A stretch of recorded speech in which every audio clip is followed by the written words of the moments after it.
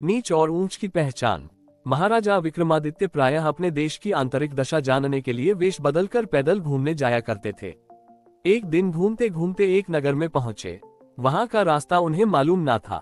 राजा रास्ता पूछने के लिए किसी व्यक्ति की तलाश में आगे बढ़े। आगे उन्हें एक हवलदार सरकारी वर्दी पहने हुए दिखा। राजा ने उसके पास जाकर पूछा, महाशय अमुक स्थान जाने का रास्ता क्या है, कृपया बताएं। हवलदार में अकड़ कर कहा, मूर्ख तू देखता नहीं, मैं हाकिम हूँ, मेरा काम रास्ता बताना नहीं है, चल किसी दूसरे से पूछ।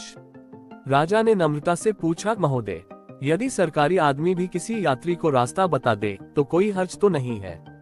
खैर मैं किसी दूसरे से पूछ लूंगा, पर इतना तो बता दीजिए कि आप किस पद पर काम करते हैं।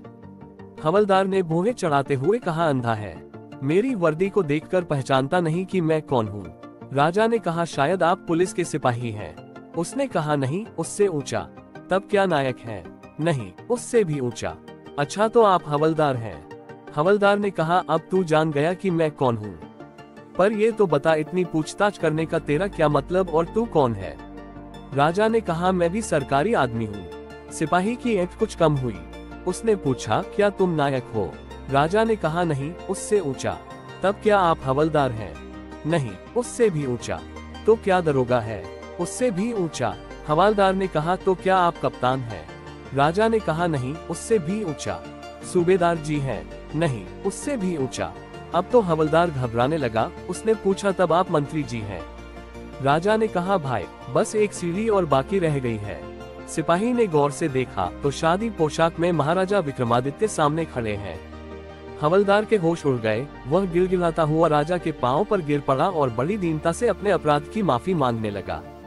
राजा ने कहा, माफी मांगने की कोई बात नहीं है, मैं जानता हूँ कि जो जितने नीचे हैं वह उतने ही अकड़ते हैं। जब तुम बड़े बनोगे तो मेरी तरह तुम भी नम्रता का बर्ताव सीखोगे। जो जितना ही ऊंचा है वो उतना ही सहनशील एवं नम्र होता है, और जो जितना नीचे एवं ओछा होता है वह उतना ही ऐठा रहता है।